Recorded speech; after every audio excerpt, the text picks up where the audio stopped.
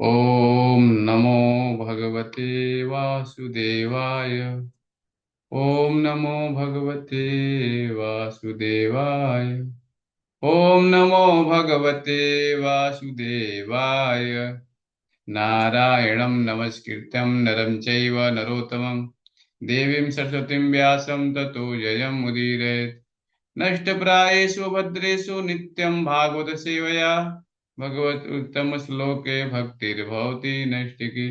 कृष्णाय वासुदेवाय देवकी नंदनाय च नंदगोपकुमाराय गोविंदाय नमो नमः। जय श्री कृष्ण चैतन्य प्रभु नित्यानंद श्री अद्वैत गदाधर श्रीवासादि गौर भक्तविंद। हरे कृष्णा कृष्णा कृष्णा हरे हरे, हरे राम राम राम हरे हरे। हरे कृष्णा। सभी भक्तों का स्वागत है श्रीमद् भागवतम क्लास में। तो आज का विषय है हमारा श्रीमद् भागवतम, और श्रीमद् भागवतम में प्रथम स्कंद, प्रथम अध्याय और श्लोक संख्या 3 पाठ करेंगे हम। निगम कल्पतरो गलितम फलम सुखमुखादमृतं द्रवसंयुतं पिबत भागवतं रसमालयं मुहुरहो रसिका भुवि भावुका। निगम कल्पतरो गलितम फलम। निगम यानी वैदिक साहित्य, कल्पतरो यानी कल्प वृक्ष का, गलितम पूर्ण रूप से परिपक्व, फलम यानी फल, सुख यानी श्रीमद् भागवतम के मूल वक्ता श्री सुखदेव गोस्वामी के। तो बताया गया है कि हे विज्ञ, यह एवं विचारशील जनों, वैदिक साहित्य रूपी कल्प वृक्ष के इस परिपक्व फल श्रीमद् भागवतम का रसवास्वादन करो। यह श्रील सुखदेव गोस्वामी के मुख से निश्चित हुआ है, अतः यह और भी अधिक रुचिकर हो गया है। यद्यपि इसका अमृत रस मुक्त जीवों सहित समस्त जनों के लिए पूर्व से ही आस्वाद था। तो बताया गया है पिबत भागवतम रसमालयम मुहु रहो रसिका भुवि भावुका। तो बताया गया है कि यहाँ पे मुखात यानी ओठों से, किसके ओठों से? श्रील सुखदेव गोस्वामी के। अमृत, अमृत यानी अमृत, द्रव यानी तरल, अतएव तरलता से निगलने योग्य, संयुतम यानी सभी प्रकार के पूर्ण, पिबत यानी इसका आस्वादन करो, भागवतम यानी श्री भगवान के साथ सनातन संबंध के विज्ञान से युक्त ग्रंथ को, यानी श्रीमद् भागवतम जो बताया गया है, ये सनातन संबंध है भगवान से जीव का। रसम यानी जो आस्वाद है वह, आलयम मुक्ति प्राप्त होने तक या मुक्त अवस्था में भी, मुहु यानी सदैव, अहो यानी है, रसिकाह रस का पूर्ण ज्ञान रखने वाले रसिक जन, भूई यानी पृथ्वी पर, भावुका यानी पटु तथा विचारवान। तो बताया गया है कि श्रील सुखदेव गोस्वामी के मुख से श्रीमद् भागवतम निश्चित हुआ है, अतः यह और भी अधिक रुचिकर हो गया है। यद्यपि इसका अमृत रस मुक्त जीवों से समस्त जनों के लिए पूर्व से ही आस्वाद था। तो श्रीमद् भागवतम जो ग्रंथ है, ये श्री सुखदेव गोस्वामी के मुख से निकला है। पिछले दो श्लोकों में पिछले दो श्लोकों से यह निश्चित रूप से सिद्ध हो गया है कि श्रीमद् भागवतम दिव्य साहित्य है, जो अपने दिव्य गुणों के कारण अन्य समस्त वैदिक शास्त्रों को पीछे छोड़ देता है। यह समस्त लौकिक कार्यकलापों तथा लौकिक ज्ञान से परे है। तो बताया गया है कि ये श्रीमद् भागवतम जो ग्रंथ है, ये बताया गया है कि दिव्य साहित्य है, और अपने दिव्य गुणों गुणों के कारण अन्य समस्त जितने भी शास्त्र हैं सबको पीछे पीछे छोड़ देता है। और यह दिव्य समस्त साहित्य जो है, लौकिक कार्यकलापों तथा लौकिक ज्ञान से परे है। इस श्लोक में बताया गया है कि श्रीमद् भागवतम न केवल उत्कृष्ट साहित्य है, अपितु यह समस्त वैदिक साहित्य का परिपक्व फल है। तो बताया गया जितने भी शास्त्र हैं, इसका समस्त जो वैदिक साहित्य है, इसका परिपक्व फल श्रीमद् भागवतम है। दूसरे शब्दों में यह सभी वैदिक ज्ञान का सार है। तो भागवतम जो बताया गया है, ये समस्त वैदिक ज्ञान का क्या है, सार है। इसे ध्यान में रखते हुए यह समझना चाहिए कि धैर्य एवं नम्रता से श्रवण करना निश्चित रूप से आवश्यक है। तो बताया गया है कि हमें केवल और केवल इसे क्या करना है, धैर्य रखना है और नम्रता से भगवान की कथाओं को सुनते रहना है, केवल इसको। अतः मनुष्य को चाहिए कि वह श्रीमद् भागवतम द्वारा प्रदत्त संदेशों तथा उपदेशों को अत्यंत आदर के साथ तथा ध्यान पूर्वक ग्रहण करना चाहिए। तो बताया गया है मनुष्य को केवल और केवल ध्यान पूर्वक श्रीमद् भागवतम कथाओं को सुनना है। वेदों की तुलना कल्प वृक्ष से की गई है, क्योंकि उनमें मनुष्य के लिए जानने योग्य सारी बातें पाई जाती हैं। तो एक कल्प वृक्ष बताया गया है। कल्प वृक्ष क्या है? जैसे कोई व्यक्ति कल्प वृक्ष के नीचे बैठा है और जो भी सोच रहा है वही उसको प्राप्त हो जाएगा। देखिए, इस संसार में आप सोचिए कि कोई आम का वृक्ष है, अगर आपको एप्पल खाने की इच्छा हो गई तो आपको नहीं प्राप्त होगा। लेकिन भगवान के धाम में जो कल्प वृक्ष है, हर वृक्ष आपकी इच्छाएं पूरा कर सकता है। तो वेदों की तुलना कल्प वृक्ष से की गई है, क्योंकि उनमें मनुष्य के लिए जानने को सारी बातें बताई गई हैं। उनमें सांसारिक आवश्यकताओं के साथ साथ आध्यात्मिक साक्षात्कार का भी वर्णन हुआ है। वेदों में सामाजिक, राजनीतिक, धार्मिक, आर्थिक, सैन्य चिकित्सक सैन्य तथा चिकित्सीय, रासायनिक, भौतिक, पराभौतिक विषयों से संबंधित ज्ञान के नियामक सिद्धांत एवं जीवन जीने के लिए जो भी आवश्यक है, सभी का समावेश है। तो यहाँ पे हम देखते हैं कि श्रीमद् भागवतम में सब कुछ है, एक तरह से देखा जाए तो। और हम लोग बाहर से बहुत सारे चीज प्रयास करते हैं जानने के लिए, लेकिन आप ग्रंथ राज श्रीमद् भागवतम पढ़ेंगे, इसमें देखिए 12 स्कंद होता है भागवतम में और 18 पुस्तक है। अगर किसी को चाहिए तो इस्कॉन टेम्पल में आकर के किसी भी इस्कॉन टेम्पल से आप इसको प्राप्त कर सकते हैं। घर में भागवतम आपके होना चाहिए। तो बताया गया श्रीमद् भागवतम में राजनीतिक, धार्मिक, आर्थिक, सैन्य चिकित्सक, रासायनिक, भौतिक, पराभौतिक, ये सारी जितनी भी जानकारियां हैं समाज के लिए, जो भी चाहिए सब कुछ आपको श्रीमद् भागवतम में मिलेगा। और इनसे भी बढ़कर इसमें आध्यात्मिक साक्षात्कार के लिए विशेष निर्देश भी दिया गया है। तो नियामक ज्ञान में जीव को क्रमशः आध्यात्मिक स्तर तक पहुंचने के लिए ऊपर उठाया जाता है। तो नियामक ज्ञान में जीव को क्रमशः आध्यात्मिक स्तर तक ऊपर उठाया जाता है। और सर्वोच्च आध्यात्मिक अनुभूति तो यह जान लेना है कि श्री भगवान समस्त रसों के भंडार हैं। तो बताया गया है कि भगवान श्री कृष्ण समस्त रसों के भंडार हैं। हाँ, तो बहुत महत्वपूर्ण चीज यहाँ बताया गया है। क्या बताया गया है? भगवान का नाम है रसराज। भगवान सभी रसों के आगार हैं। तो भगवान को समस्त रसों का भंडार भी बताया गया है, जिससे हम जानते हैं कि आध्यात्मिक ज्ञान अगर प्राप्त करना है तो आपको भगवान कृष्ण की शरण ग्रहण करनी चाहिए। और तब आपको धीरे धीरे मालूम चलेगा, अगर भगवान के रोज नाम का जप करेंगे, भगवान की लीलाओं को सुनेंगे आप, तो धीरे धीरे भगवान आपको रस प्रदान करेंगे। और इस भौतिक जगत में उत्पन्न होने वाले प्रथम जीव ब्रह्मा से लेकर एक क्षुद्र चींटी तक सभी जीव इंद्रियों द्वारा कोई न कोई रस प्राप्त करने के इच्छुक रहते हैं।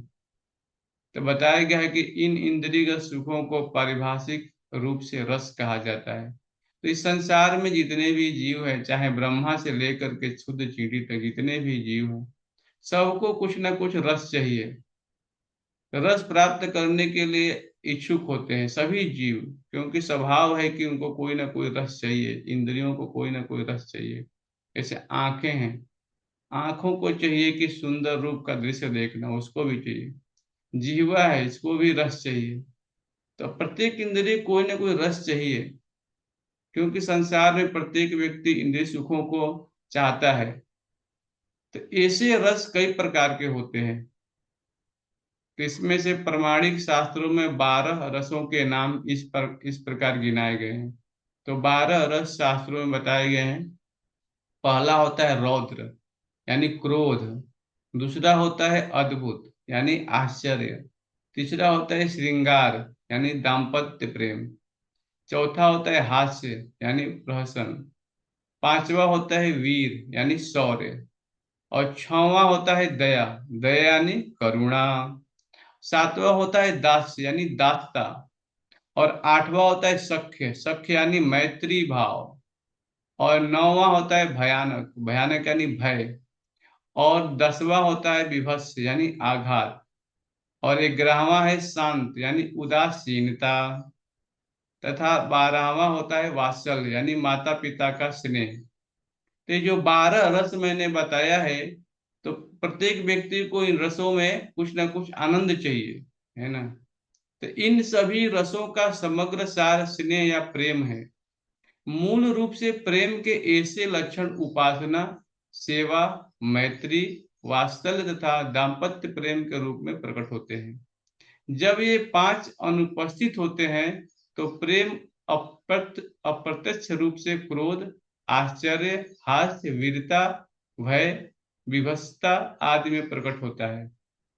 तो बताया गया है कि यहाँ पे बताया गया है कि उपासना, सेवा, मैत्री, वात्सल्य तथा दाम्पत्य प्रेम के रूप में प्रकट होते हैं। तो ये जो स्नेह है, प्रेम है, जब ये पांच चीजें अनुपस्थित हो जाएंगी तो ये कैसे बदलेगा? प्रेम जो कैसे होगा? अप्रत्यक्ष रूप से क्रोध में, आश्चर्य में, हास्य में, वीरता में, भय में, विभत्सता आदि में प्रकट होते हैं। अगर एक मैं उदाहरण दूं आप लोगों के लिए कि यदि कोई पुरुष किसी स्त्री से प्रेम करता है तो यह श्रृंगार रस हुआ।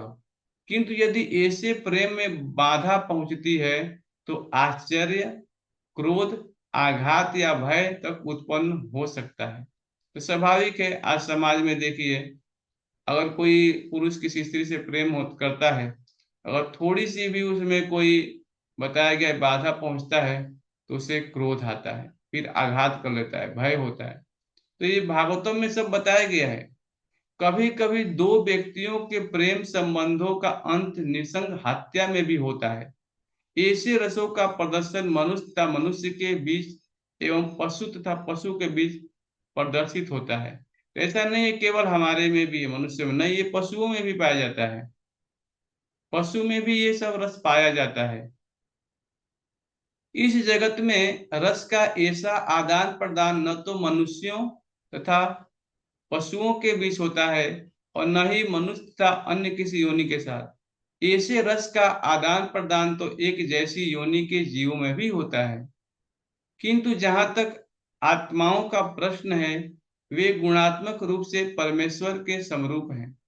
इसलिए प्रारंभ में रसों का आदान प्रदान आध्यात्मिक जीव, जीवात्मा तथा आध्यात्मिक परम पूर्ण श्री भगवान के साथ हुआ था। यह आध्यात्मिक आदान प्रदान या रस आध्यात्मिक जगत के जीवों तथा परमेश्वर के बीच पूर्ण रूप से प्रकट होता है। तो स्वाभाविक है, यहाँ बताया गया है कि ये जो रस है, हाँ, बताया गया है कि आध्यात्मिक आदान प्रदान रस, रस जो है आध्यात्मिक जगत में जीवों तथा परमेश्वर के बीच पूर्ण रूप से प्रकट होता है। और यहाँ पे क्या है, इस संसार में क्या है, देखते हैं कि जितने भी जीव हैं, हाँ, संसार में जितने भी जीव हैं यहाँ पे बताया गया है।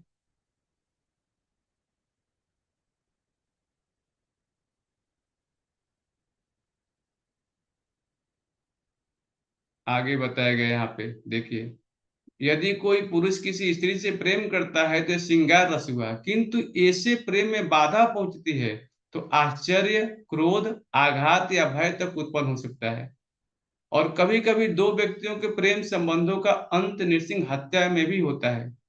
तो ये देखिए, ये जो रस होता है इस भौतिक जगत का है, लेकिन आध्यात्मिक जगत का रस क्या बताया गया यहाँ पे, नीचे भगवान बता रहे हैं यहाँ पे कि रसों का आदान प्रदान आध्यात्मिक जीव, जीवात्मा तथा आध्यात्मिक परम पूर्ण श्री भगवान के साथ हुआ था। और यह आध्यात्मिक आदान प्रदान या रस आध्यात्मिक जगत में जीवों तथा परमेश्वर के बीच पूर्ण रूप से प्रकट होता है। तो यह भौतिक संसार और आध्यात्मिक संसार के बीच में अंतर। हम यहाँ जो प्रेम करते हैं वो क्या क्या बदल देता है, वो काम में परिणित होता है। लेकिन आध्यात्मिक जगत में यह सर्वोच्च अवस्था प्रेम है, जिसे भगवान कृष्ण के साथ जीव के संबंधित होता है। आगे बताया गया है, ये श्रुति मंत्र, इसलिए श्रुति मंत्रों में पूर्ण पुरुषोत्तम भगवान को समस्त रसों का निर्झर स्रोत कहा गया है। जब जीव परमेश्वर की संगति करता है और उनके साथ अपने स्वाभाविक रस का आदान प्रदान करता है, तो वह सचमुच सुखी होता है। तो बताया गया है कि शास्त्रों में कि जैसे ही कोई पिता है, अगर पुत्र है, तो पुत्र क्या करता है, पिता के लिए कुछ कार्य करता है। मान लीजिए पिताजी घर घर में कुछ मिष्ठान लेके आए, और पुत्र उसी मिष्ठान को ग्लास में पानी लाकर, प्लेट लाकर पिता को देता है, तो पिता बहुत ही प्रसन्न हो जाते हैं। इसी प्रकार से हमें बताया गया है शास्त्रों में कि जब भगवान है, हमें सब कुछ प्रदान कर रहे हैं, पत्रम पुष्पम फलम तोयम, ये जो भी हम अन्न है, जल है, जो भी चीजें हमें दे रहे हैं, अगर वही हम भगवान के साथ वही प्रेम आदान प्रदान करें, तो क्या होता है यहाँ पे, उनके साथ अपने स्वाभाविक रस का आदान प्रदान करता है, तो वो सचमुच सुखी होता है। ये श्रुति मंत्र बताते हैं कि प्रत्येक जीव का एक स्वाभाविक स्वरूप होता है, जिसमें श्री भगवान के साथ एक विशिष्ट प्रकार के रस का आदान प्रदान किया जाता है। केवल मुक्त अवस्था में इस मौलिक रस का पूर्ण रूप से अनुभव हो पाता है, और भौतिक जगत में रस का अनुभव विकृत रूप में होता है, जो अस्थायी है। इस प्रकार भौतिक जगत में रस का प्रदर्शन रौद्र यानी क्रोध आदि भौतिक रूप में होता है। तो यहाँ पे बहुत महत्वपूर्ण चीज बता रहे हैं कि जैसे मान लीजिए कि यहाँ पे आदान प्रदान जो भी हो रहा है ना श्री भगवान के साथ, हाँ, तो ये बताया गया है कि केवल जीव के साथ स्वाभाविक रूप में होता है कि वो आदान प्रदान करे।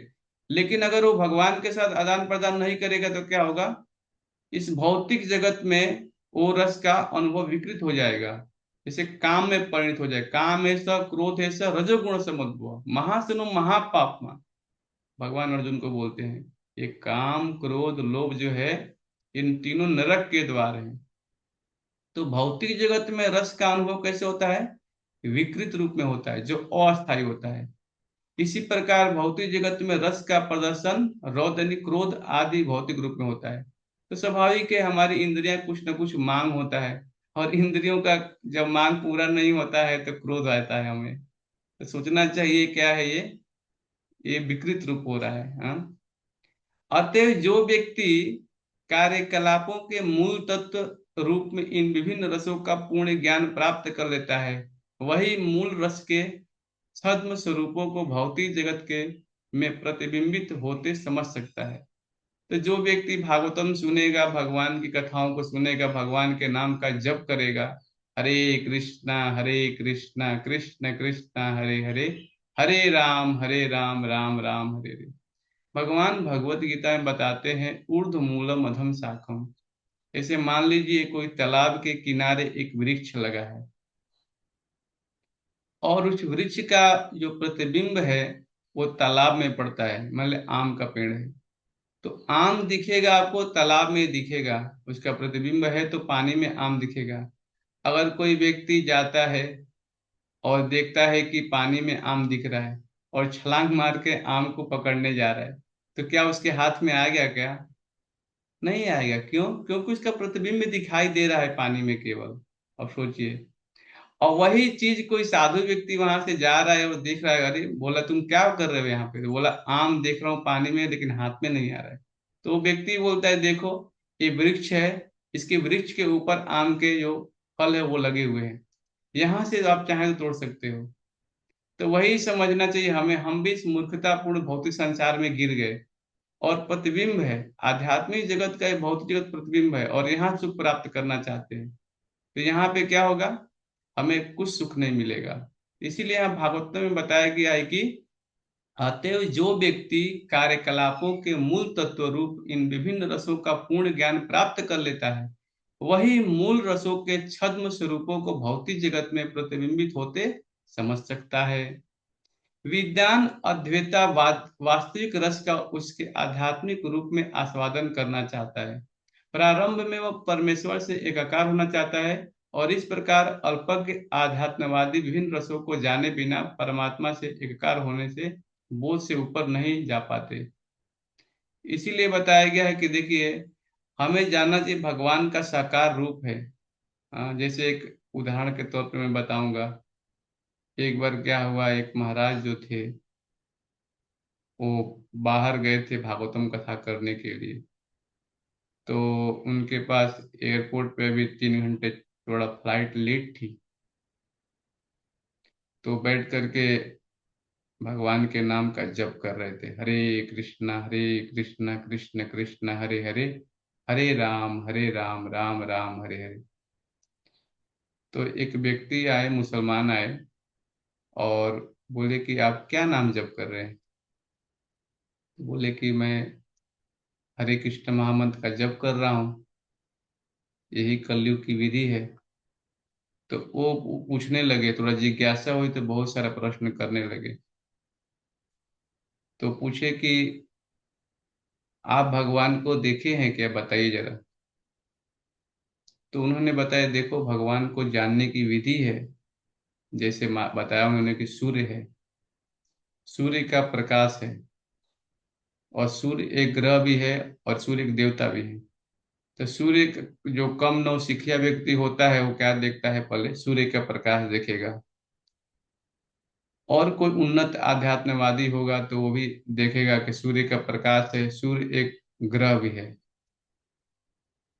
और भी कोई उन्नत व्यक्ति होगा जो आध्यात्मिक जगत में बहुत ही चढ़ा बढ़ा हो, तो वो जानेगा कि सूर्य एक देवता है, कि व्यक्ति भी है। ऐसे करके महाराज ने उनको बताया। तो वो बोले कि देखो, हम लोग नमाज पढ़ने जाते हैं, तो हम नमाज पढ़ते हैं। तो उनको महाराज ने बताया, देखिए आप नमाज जब पढ़ते हैं तो आप अल्लाह के लिए फरियाद करते हैं, तो क्या अल्लाह आपकी आवाज को सुनता है कि नहीं सुनता है। महाराज ने प्रश्न किया उनसे। तो उन्होंने बोला, हाँ, हम अल्लाह को नमाज पढ़ते हैं, अल्लाह के लिए फरियाद करते हैं, तो वो सुनते होंगे हमारी फरियाद को। तो महाराज ने प्रश्न किया, देखिए, जब आपकी फरियाद को सुनते हैं तो उनके कान भी तो होते होंगे, तभी तो सुनते होंगे ना वो। तो उन्होंने स्वीकार किया, हाँ, अल्लाह के तो कान होते होंगे तभी तो सुनते होंगे। तो उन्होंने स्वीकार कर लिया इस बात को। फिर महाराज ने उनसे प्रश्न किया कि बताइए, अल्लाह ने आपको जाते हुए तो देखा ही होगा कि आप गए थे मस्जिद में और नमाज पढ़े किए। हाँ, उन्होंने देखा भी होगा। तो उनकी आंख भी तो होनी चाहिए। हाँ, उनकी आंख भी है। उनको भी स्वीकार कर लिया। तो महाराज ने ऐसे ऐसे करके बहुत सारे प्रश्नों को उत्तर दे करके भगवान के पूरे साकार रूप का बताया कि भगवान साकार है। तो हमें समझना चाहिए कि यहाँ पे हमें भागवतम पढ़ रहे हैं, भगवान आते हैं, वृंदावन की लीलाएं करते हैं, और ऐसे ऐसे आनंद के विषय करते, ऐसी ऐसी लीलाएं करते हैं कि जीव उनकी तरफ आकृष्ट हो जाए, उनसे प्रेम और संबंध करे। तो जिसकी जितनी जितनी चेतना रहेगी वैसा ही व्यक्ति समझ पाएगा। तो इस श्लोक में यह निश्चित रूप से कहा गया है कि आध्यात्मिक रस जिसका आस्वादन मुक्त अवस्था में भी किया जाता है, और श्रीमद् भागवतम के साहित्य में अनुभव किया जा सकता है, क्योंकि यह वैदिक ज्ञान का परिपक्व फल है। और इस दिव्य साहित्य का विनीत भाव से श्रवण करने पर मनुष्य मनोवांछित पूर्ण आनंद प्राप्त कर सकता है। तो भागवतम सुनने की केवल एक ही योग्यता है कि विनम्र पूर्वक भागवतम का विनीत भाव से श्रवण किया, यानी सुना जाए केवल। किंतु मनुष्य को इस बात में अत्यंत सावधानी बरतनी होगी कि इस संदेश का श्रवण उपयुक्त स्रोत से किया जाए। श्रीमद् भागवतम को उपयुक्त स्रोत से ही यथारूप प्राप्त किया गया है। इसे वैकुंठ लोक से लाने वाले श्री नारद मुनि हैं, जिन्होंने इसे अपने शिष्य श्रील व्यास देव को प्रदान किया। श्रील व्यास देव ने इस संदेश को अपने पुत्र श्रील सुखदेव गोस्वामी को प्रदान किया, और फिर उन्होंने इसे महाराज परीक्षित को उनकी मृत्यु से मात्र 7 दिन पूर्व प्रदान किया। श्रील सुखदेव गोस्वामी जन्म से ही मुक्त आत्मा थे, यहाँ तक कि वे अपनी माता के गर्भ में ही मुक्त थे, और जन्म के पश्चात उन्हें किसी प्रकार की आध्यात्मिक शिक्षा ग्रहण नहीं करनी पड़ी। जन्म के समय कोई भी व्यक्ति न तो लौकिक दृष्टि से और न ही आध्यात्मिक दृष्टि से कुशल होता है। किंतु पूर्ण रूप से मुक्त आत्मा होने के कारण श्रील सुखदेव गोस्वामी को आध्यात्मिक साक्षात्कार के लिए किसी भी प्रकार के विकास विधि का अनुसरण नहीं करना पड़ा, अपितु तीनों गुणों से परे पूर्ण रूप से मुक्त पद पर स्थित रहकर वे उन पूर्ण पुरुषोत्तम भगवान के इस दिव्य रस के प्रति आकर्षित हुए, जिनकी अर्चना मुक्त जीवों द्वारा वैदिक मंत्रों से की जाती है। परमेश्वर की लीलाएं मुक्त जीवों को सांसारी मनुष्यों की अपेक्षा अधिक आकर्षक लगती है। श्री भगवान किसी भी दृष्टिकोण से निराकार नहीं है, क्योंकि दिव्य रस का आस्वादन केवल व्यक्ति के साथ ही संभव है। तो श्रीमद् भागवतम में यहाँ बताया गया है कि ये गुरु शिष्य परंपरा के द्वारा ज्ञान आ रहा है, जैसे भगवान कृष्ण से ब्रह्मा, नारद, व्यास देव, ऐसे गुरु परंपरा के द्वारा ये प्रदान किया गया है ज्ञान। और वही चीज आज हम ब्रह्म मध्य गौड़ी संप्रदाय, जो अंतर्राष्ट्रीय कृष्ण भावनामी संघ है, पूरे विश्व में श्रीमद् भागवतम और भगवत गीता का प्रचार कर रहा है, ये उसी शिष्य गुरु शिष्य परंपरा में है। जैसे चार संप्रदाय प्रमाणिक हैं, ब्रह्म ब्रह्म और कुमार संप्रदाय, रुद्र संप्रदाय, तो ये जो चार हैं, और श्री संप्रदाय, तो ये सब चारों है भगवान कृष्ण और विष्णु की ही भक्ति करने के लिए बताएंगे आपको। तो हम लोग हैं ब्रह्म मध्य गौड़ी संप्रदाय, यानी ब्रह्मा जी से आता है हमारा। तो यहाँ बताया गया है कि श्रील व्यास देव ने इस संदेश को श्रील सुखदेव गोस्वामी को सुना, अपने पुत्र को सुनाया, और महाराज परीक्षित को ये ज्ञान दिया था श्रील सुखदेव गोस्वामी ने।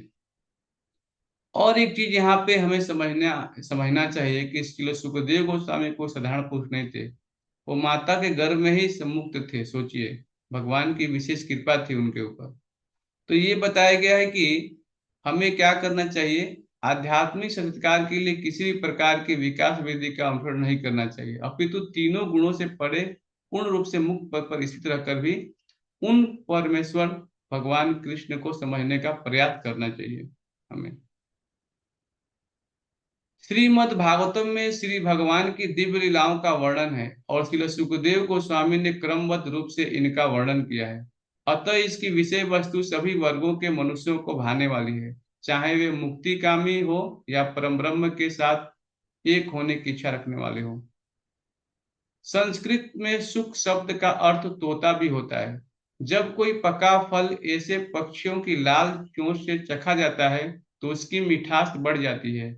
वैदिक फल जो ज्ञान में पूर्ण विकसित तथा परिपक्व है, वह श्रील सुखदेव गोस्वामी के होठों से निकला है, जिनकी तुलना तोते से की गई है। इसलिए नहीं कि उन्होंने अपने विद्वान पिता से जिस रूप में सुना था उसी रूप में सुना दिया, अपितु अपनी उस क्षमता के कारण जिसके बल पर उन्होंने इस कृति को सभी वर्गों को भाने वाले रूप में प्रस्तुत किया। श्रील सुखदेव गोस्वामी के होठों से कथा वस्तु इस प्रकार निश्चित हुई कि जो भी निष्ठावान श्रोता विनीत भाव से सुनता है, वह तत्काल इसके दिव्य रस का आस्वादन करता है।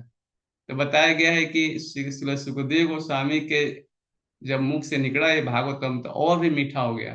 जैसे मान लीजिए कि एक आम का वृक्ष है, अगर आम के वृक्ष पे कोई पका हुआ फल लगा है, अगर कोई पत्थर मार के तोड़ेगा आम के तो क्या फल गिरेगा तो फट जाएगा। लेकिन उसी आम को कोई व्यक्ति के द्वारा अगर जा करके चढ़ के वृक्ष से उतारा गया और उसका रस अगर हमको पिलाया जाए, जिसमें गुठली भी नहीं है, तो कितना आस्वादन लगेगा। इसी प्रकार से श्रीमद् भागवतम जो ग्रंथ है, हाँ, श्रील सुखदेव गोस्वामी के मुख से निकला है। इसमें रस ही रस है, निगम कल्पतरु गलितम फलम। हाँ, तो बताया गया है कि जो भौतिक जगत में विकृत रसों से भिन्न है, यह परिपक्व फल सर्वोच्च कृष्ण लोक से एकाएक नहीं आ गिरा, परंतु यह गुरु शिष्य परंपरा की श्रृंखला से होता हुआ सावधानी पूर्वक बिना किसी परिवर्तन या अवरोध के नीचे तक आया है। तो बताया गया ये ऐसा नहीं कि डायरेक्ट आ गया, ये गुरु शिष्य परंपरा के द्वारा आया है। हाँ, प्रत्युत यह गुरु शिष्य परंपरा की श्रृंखला से होता हुआ आया है और सावधानी पूर्वक बिना किसी परिवर्तन के अवरोध से नीचे तक आया है। ऐसे अल्पज्ञ मनुष्य जो दिव्य गुरु शिष्य परंपरा से संबंधित नहीं है, वे रास नित्य के सर्वोच्च दिव्य रस को उन श्री सुखदेव गोस्वामी के चरण चिन्हों का अनुगमन किए बिना समझने का प्रयत्न करके भयंकर भूल करते हैं। जिन्होंने इस फल को दिव्य अनुभूति की अवस्थानुसार अत्यंत सावधानी से प्रस्तुत किया है।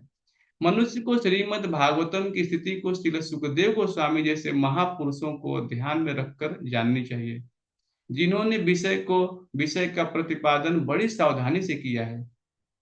और श्रीमद् भागवतम की यह गुरु शिष्य परंपरा बताती है कि भविष्य में भी श्रीमद् भागवतम के ऐसे व्यक्ति से समझा जाए जो श्रील सुखदेव गोस्वामी पूर्ण प्रतिनिधित्व करता हो। ऐसे व्यवसायिक व्यक्ति जो अवैध रूप से श्रीमद् भागवतम का सुनाकर व्यापार चलाता है, वह श्रील सुखदेव गोस्वामी का उचित प्रतिनिधित्व नहीं कर सकता। तो ऐसे व्यवसायी से नहीं सुनना चाहिए जो कथा कर रहा है और गला सूख गया तो जाके बीड़ी पी रहा है। श्रील प्रभुपाद जी बोलते हैं भगवत गीता का प्रवचन कर रहे हैं और गला सूख के जाके बीड़ी पी रहे हैं। या ऐसे कि हमको 5 करोड़ 10 करोड़ रुपया चाहिए, हाँ, और लेकर के फिर हम कथा करेंगे। तो ऐसे पेशेवर से भी कथा सुनेंगे तो कोई लाभ होने वाला नहीं है। व्यापार चलाने के लिए वह श्री सुखदेव गोस्वामी के प्रतिनिधित्व करना चाहिए। ऐसे व्यक्ति का पेशा एकमात्र अपनी जीविका अर्जित करना है। अतः ऐसे व्यवसायिक व्यक्तियों के भाषण सुनने चाहिए। बताया गया है कि ऐसे व्यक्ति का पेशा एकमात्र अपनी जीविका अर्जित करना है, अतः ऐसे व्यवसायी व्यक्तियों के भाषण नहीं सुनने चाहिए। ऐसे व्यक्ति इस गंभीर विषय को समझने की क्रमिक विधि का अभ्यास किए बिना सीधा गुहितम अंशों को सुनाते हैं। वे सामान्य रूप से रात नृत्य की कथा वस्तु में गोता लगाने लगते हैं और मूर्ख किस्म के लोग इसका गलत अर्थ लगाते हैं। कुछ लोग कुछ लोग इसे अनैतिक बताते हैं और अपनी मूर्खतापूर्ण व्याख्याओं द्वारा इस पर पर्दा डालने का प्रयास करते हैं। उनमें श्री सुखदेव गोस्वामी के चरण चिन्हों पर चलने का लेस मात्र भी इच्छा नहीं रहती। अतः निष्कर्ष यह निकलता है कि रस के गंभीर छात्र को श्री सुखदेव गोस्वामी से चली आने वाली गुरु शिष्य परंपरा से श्रीमद् भागवतम का संदेश प्राप्त करना चाहिए, जिन्होंने श्रीमद् भागवतम का वर्णन दिव्य विज्ञान के विषय में अल्प ज्ञानी उन संसारी मनुष्यों की तुष्टि के किसी मनमानी ढंग से नहीं अपितु शुरू से सुनियोजित ढंग से प्रारंभ किया है। श्रीमद् भागवतम को इतनी सावधानी से प्रस्तुत किया गया है कि निष्ठावान तथा गंभीर व्यक्ति तुरंत वैदिक ज्ञान के इस परिपक्व फल का आनंद श्री सुखदेव गोस्वामी या उनके प्रामाणिक प्रतिनिधि के मुख से निश्चित अमृत रस का पान करके उठा सकता है। हरे कृष्णा कृष्णा कृष्णा हरे हरे, हरे राम राम राम हरे हरे। ग्रंथराज श्रीमद् भागवतम की जय। श्रील प्रभुपाद की जय। निताई गौर प्रेमानंदे। हरि हरि बोल। हरे कृष्णा।